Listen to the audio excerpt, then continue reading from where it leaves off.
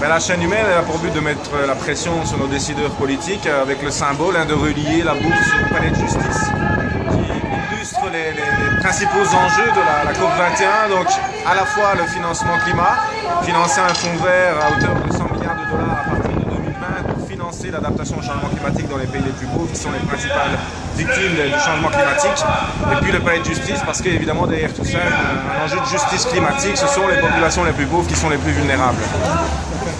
Et il n'y a pas encore d'accord sur la répartition de l'effort intra-belge en matière de lutte contre le changement climatique. On frôle un peu de ridicule, non?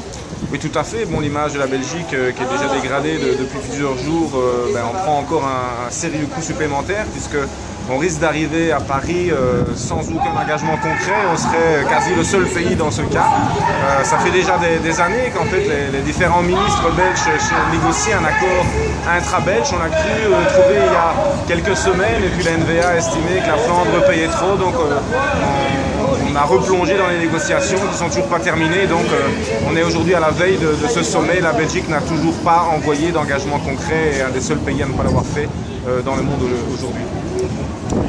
Enfin, pour la conférence de Paris, attendez-vous qu'on arrive qu'on parvienne à un accord large et ambitieux? On connaît déjà les engagements qui ont été déposés, donc si tous les engagements étaient respectés, on aurait une augmentation de 2,7 degrés de la température globale. Il y a toute une série d'accords qui sont conditionnés, donc si on ne prend pas en compte toutes ces conditions, c'est 3,5 degrés. Donc on est clairement nettement au-delà de la limite des 2 degrés, même des 1,5 degré qui sont conseillés par les scientifiques. Donc il va falloir des engagements plus ambitieux si on veut réduire la température globale et éviter l'emballement climatique au XXIe siècle. Merci beaucoup.